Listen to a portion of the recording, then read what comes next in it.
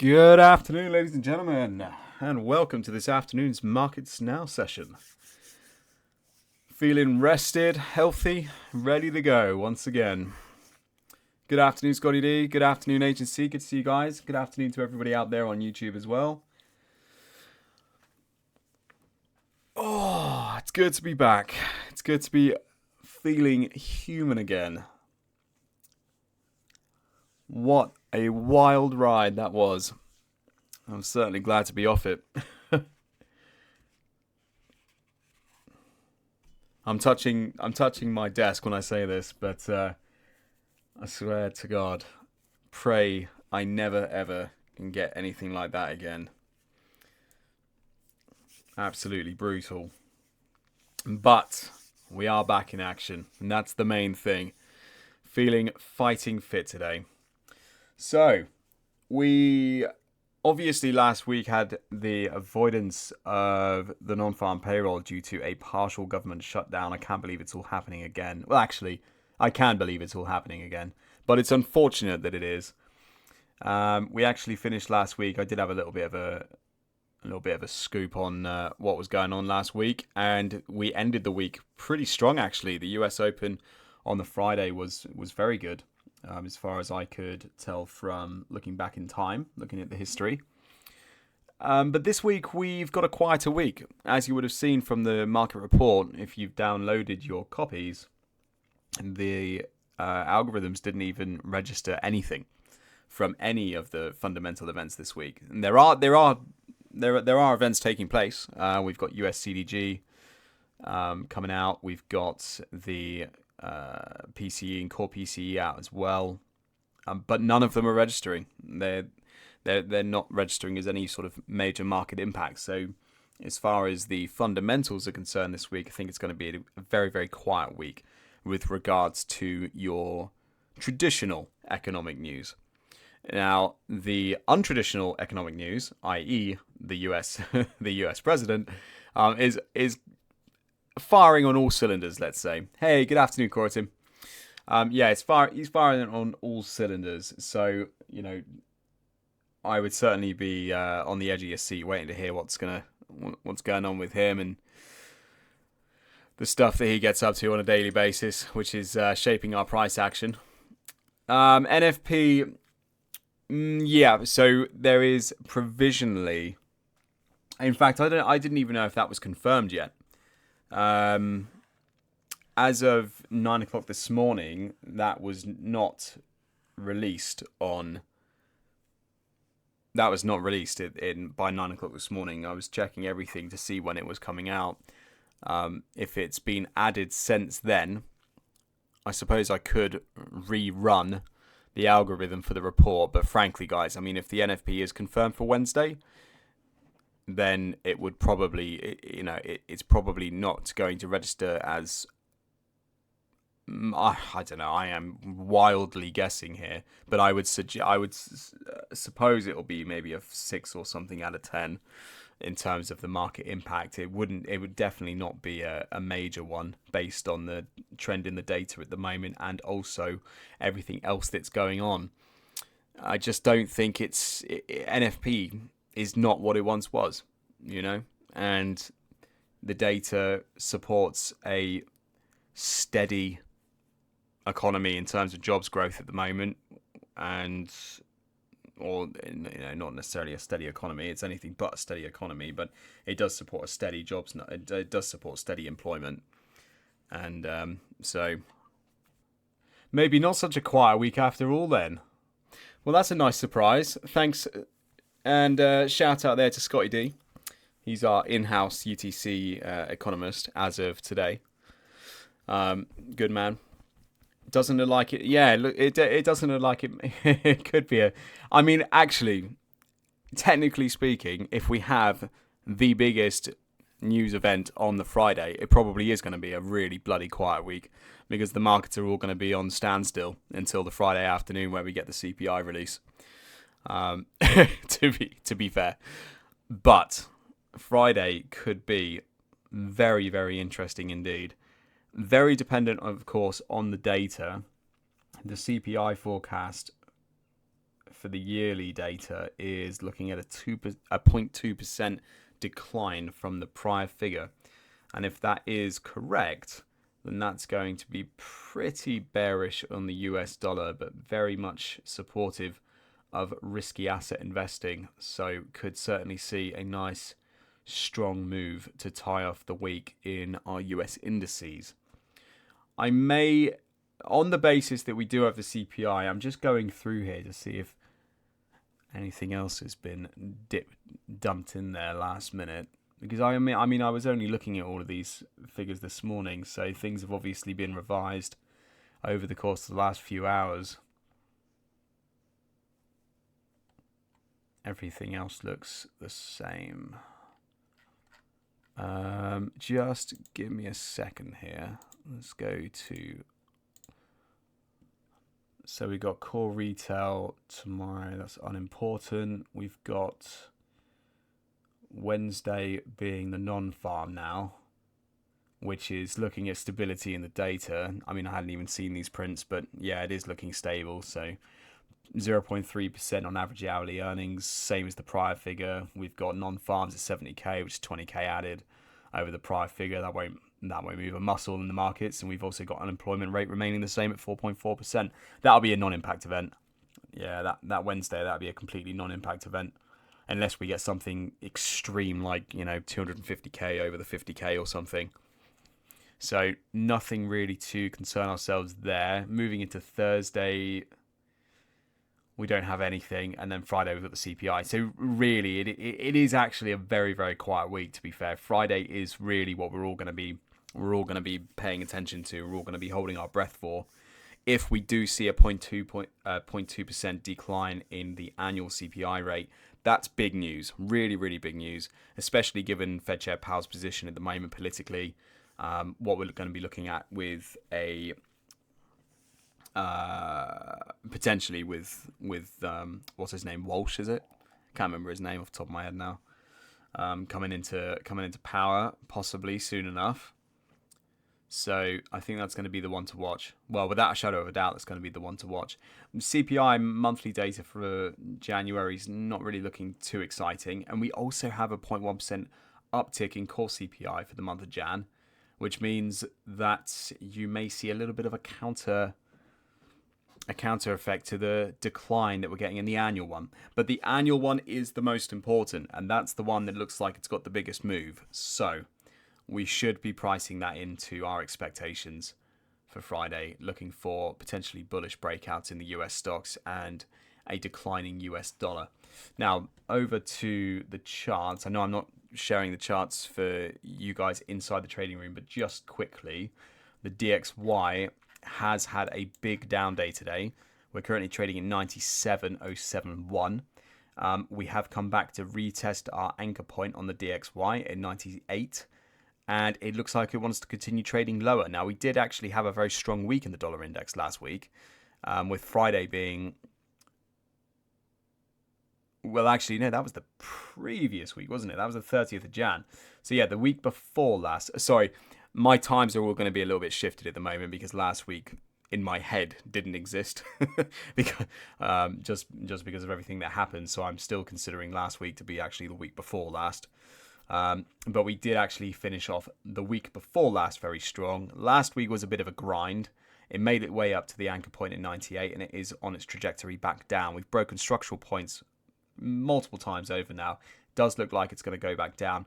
The final test is going to see, the breakthrough of 96. We break 96 floor, then it is bombs away for the DXY. And if we can get down there at the time the CPI prints on Friday, and that CPI comes out correct in terms of the analyst expectations at a 0.2, maybe even get a surprise 0.3% decline in the CPI down to 2.4%, that's going to be so close to their, let's say, artificial target that they're trying to work towards. Not the real rate inflation, of course, but 2.4% at the inflation print level. That will be the event, so to speak, where we could see the price really dip below that 95.50 point, and we start to see the beginning of the next leg down in the dollar index, back down to levels like 90 and possibly even sub 90. which is where we were trading in 2020. That's the low of what, 2019, 2020? Yeah, the low of 2020, lower 2020. Which would be very interesting, very, very interesting indeed. I mean, the euro dollar, you could imagine euro, something like the euro USD, that would be trading back upwards of, I don't know, 130. No, sorry, not 130. We'd be looking at a breakout of the high at 125.50. Yeah, for the EU. And we haven't been there since 2018, the beginning of 2018. We're not that far away from it now. We're really not. I mean, we're only, we're basically trading at 120 at the moment. So you're talking about a very small move from where we are at the moment to that high at 120. I mean, 125, sorry. It could be huge. It could be huge news if the dollar does break that floor and the euro USD is trading as high as it is already. I mean, more realistically, we could be looking at the euro USD trading at 138, 140. If that happens, we're going to start to see a major shift in people's evaluation of the dollar being the safe haven currency, and we will look at the euro being the new global currency, the new safe haven, which would give the euro. I mean, there's a lot of demand for euro, I suppose, but yeah, that could shift the way we navigate some of the fundamental events as well, which would be interesting times. It certainly would be interesting times. I mean, I wasn't trading, I haven't traded a euro USD above 125 for 10 years now. Many of you guys, in fact, I don't think anyone really in this trading room would have ever been trading with the euro USD that high before. So yeah, it's an important one to note. It's an important one to note for sure. Right, let's get back to the task at hand then. Let's have a look at this market report this week. So we've got our major 4 topics of interest. We've got the US 30 Dow Jones, the Euro Oz, natural gas, and silver this week as my preferred metal choice. The US 30 Dow Jones at the moment had one hell of a breakout on Friday. I did mention that at the beginning of the session here, talking about the strength of the US breakout. It was really, really strong day, and I am looking at least at sort of the beginning half of this week at that price action coming back down to retest the liquidity before getting the continuation. And that's ultimately the sort of long-term plan. The short from where we are at the moment down to the retest point is a really nice couple of intraday trades in itself. So we can certainly look to trade the corrective before trading the trend continuation thereafter. So that will certainly be looking good. The Euro Oz at the moment, it already triggered this morning at around 9:45, maybe 10 o'clock, some point in time. Looking good. We are currently at a major level of supply and demand down at the floor, looking for the continuation back up to the most recent anchor point. It's a very, very basic trade. There's no rocket science to it, no sort of magic to it, if you like. Just looking to trade the bounce. Ultimately, the trend is down at the moment. It has been down for a long time. You may be considering this as a dead cat bounce trade. It may well be, and we may see the break through the floor next week or so. But right now, we're looking for that bounce and that range for a while. Just trading between the floor and the ceiling there for a little while before we get the confirmation if we're going to be trading higher or not. Moving down into the natural gas territory, it was only this morning that it hit last week's trade idea. And when I say last week, I actually do mean last week's market report opportunity. Looking for the big move down into the, I can't even remember where it is now, down to where it's traded. Basically, that is the target. I wasn't looking to fill the gap all the way back down to liquidity, but I was looking to clear the gap from the retest level up at these highs. Let me just zoom right in here. From this level down here, right to where it's sort of opened up, which is the majority of that trading margin. I would expect natural gas to continue as demand sort of falls by the wayside. We don't have any major reason for natural gas to be bid at the moment. I do believe it's coming, but it's not going to be yet. So still looking for a continuation down to liquidity. Once we reach the floor down here, and it needs to be in conjunction with some kind of fundamental catalyst. It doesn't necessarily need to be huge, but it needs to be something. Then we can look to get that bid back into it from either this low here, and ride the wave back up, or alternatively we get a break through the floor here and we get trend continuation all the way back down to the lows. And then finally we've got silver, and silver at the moment looking incredibly messy around here, but it's got a decent margin up to the last major anchor point, and I think it's trend continuation. We've had one hell of a sell-off in metal markets recently, as we've had a lot of new information be priced into the markets, and I think it's a good trade. I think it makes perfect sense. So looking for the continuation to the upside seems like the right call right now. Obviously, no market challenges this week, although now we know better thanks to Scotty D. There is one, and that would be the CPI, and I have no doubt that it would register between a 7 and a 10. No doubt at all. Based on the data, based on the trend of the data, that would be the only major market challenge for this week. Looking at the SSV this week, we don't have any major notable call-outs. Everything looking very balanced. It could go one of either way at the moment. We don't have any major outliers. The only thing that has taken a big jump down, I would say, is VIX at 44.52%, where we see a decline in volatility. And I'm not too sure about last week's. I haven't looked at every single chart last week, but I can kind of see that beginning to happen. We've had some major volatile points in the markets recently. The VIX had increased 25%, and I think we're probably looking at that slowing down now, and the markets as well, having a bit more of a slower, steady week, where we're not going to see every day in the metal markets add or take away another 8% or 10% as they have done recently. I mean, saying that, natural gas is currently on minus 9.12%, but everything else is very, very slow today. US indices haven't moved a muscle. The European indices haven't barely moved a muscle, apart from the FTSE at 0.6% down at the moment.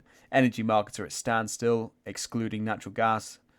And the FX space is very, very quiet out here. Most of the instruments at a maximum of a 0.5% move. I think the biggest one at a 0.7% move, or 0.75, is the USD Swiss down at the bottom there. And frankly, the Swiss is not something I want to be getting into just yet, including the Japanese yen as well. And that is primarily due to their roles in the global markets. Now, moving down into the rest of the indicators in the market report this week. Again, no major notable call-outs across any of the asset classes. Very, very balanced. The impact gauge was based on the news events as of the time of the news events being fed into the algorithm, excluding the non-farm payroll and the CPI. It is saying that Forex is going to take 50% of the brunt of that. To be honest with you, it probably wouldn't be much different anyway. And going down into equities and focus, got a couple of good ones this week. I would say you guys should definitely be checking out FAT. It's an interesting one. And our spotlight equity of the week this week is Upstart Holdings. And again, it's AI-based company. Aren't they all at the moment? But, guys, it's easy money. It's easy money. There's nothing more to say.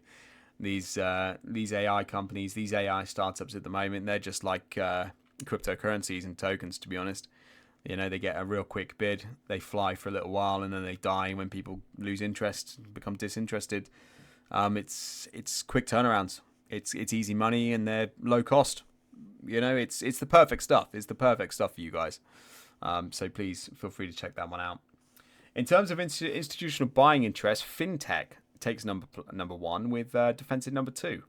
Interestingly enough, I mean, I'm not even bothered with cloud infrastructure and consumer discretion, but if fintech in number one, that's pretty surprising. Added 2.6 billion in hedge fund purchases over the weekend. Defense at 2.5 billion, unsurprising there. But yeah, have a look at some fintech stuff if you're interested. Again, more money making opportunities. Right, let's switch things up then. Let's jump over to the charts and find out what we're going to be looking at this afternoon. Well, we already know what we're going to be looking at this afternoon, but let's have a look at how good things appear. Ooh. Am I... Oh, that's great. Oh, hang on a minute. I'm getting huge latency on Discord all of a sudden. I don't know if I'm coming through clearly still. Hopefully I am. Right, let's get down here. There we go. Right, let's have a look at our charts this afternoon then, team. One thing I am going to do is just quickly go back to the DXY. Thank you. Rightio then. Do you know what? I have a bad feeling, actually, that is mouse power. Yeah, guys, do you know what? I'm just going to stick a fresh set of batteries in. Just bear with me 2 moments. Hello there, folks. That's better. I think I was losing a bit of power there on the old mouse. Right, so...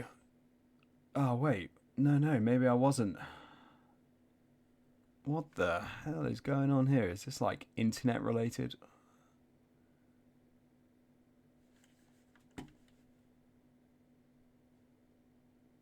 This is not going well today, is it? What the hell's going on with my mouse now?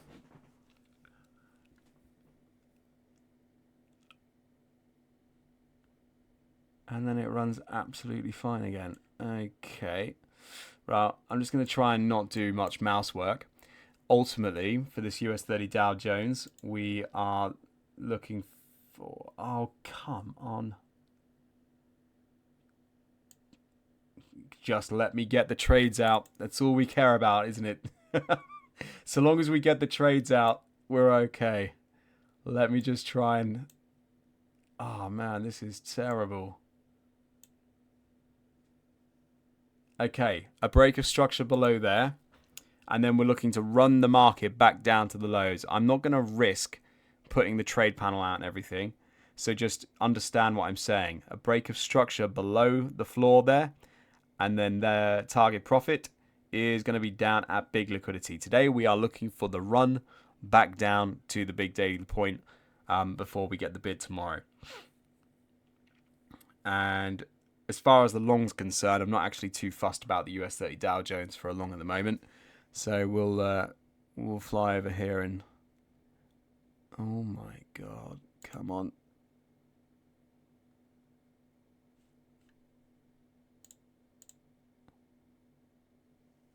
Okay, that's done. Next one. NAS 100. Okay, we could certainly say the same thing about this one. The long in this one. I really want a long now. The US 30 Dow Jones looks much better for a short. So I'm not too fussed about that. The Dow doesn't look great for a short either. Simply because we have that anchor point, don't we, at 24.90. And we're already trading right bang in the middle of the margin here as well. So that hasn't filled me with confidence either. I think your best bet would be look for the intraday trade. And that would be below the floor in the NAS 100 down to there. So you'd be looking to trade the short margin between 24.90 and 24.75. Okay. The margins that sit above could be nice for a long, but only if the market is rejecting here first. Okay, so you have the short at this point of the process, and you could have the long at this point of the process. At this area for a long, I think it carries too much risk, and that's simply because the break of structure is going to be at about 24.806.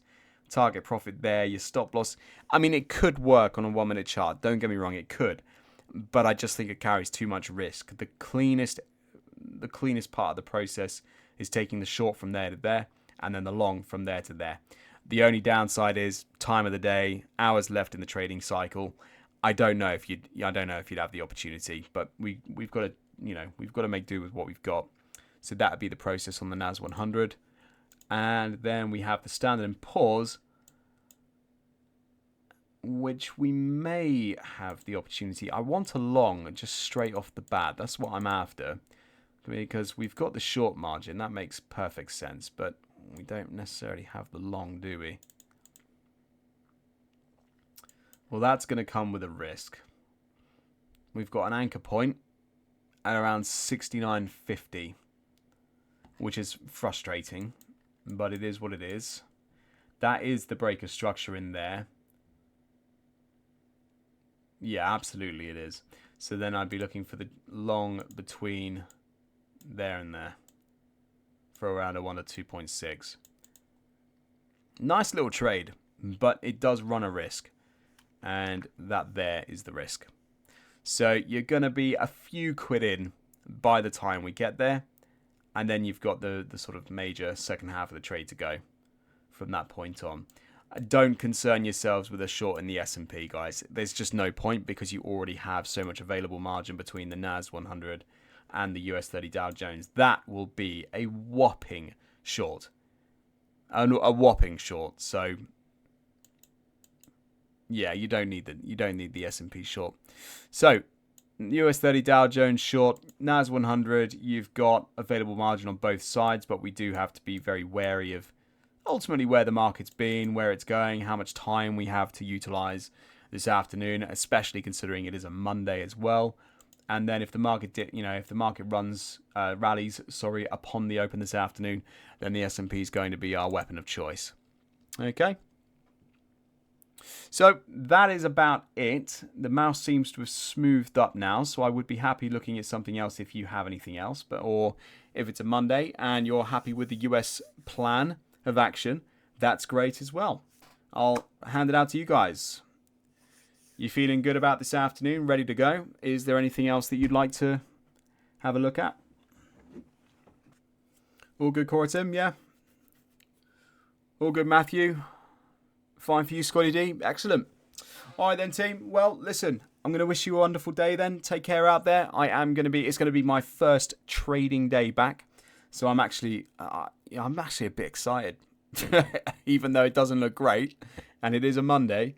I'm just looking forward to pulling some triggers, seeing how it goes. So let me know, team. Keep me posted. See how you get on that this afternoon, and look forward to catching up with you later. So take care, team, and I'll see you then. Thanks a lot. Bye bye.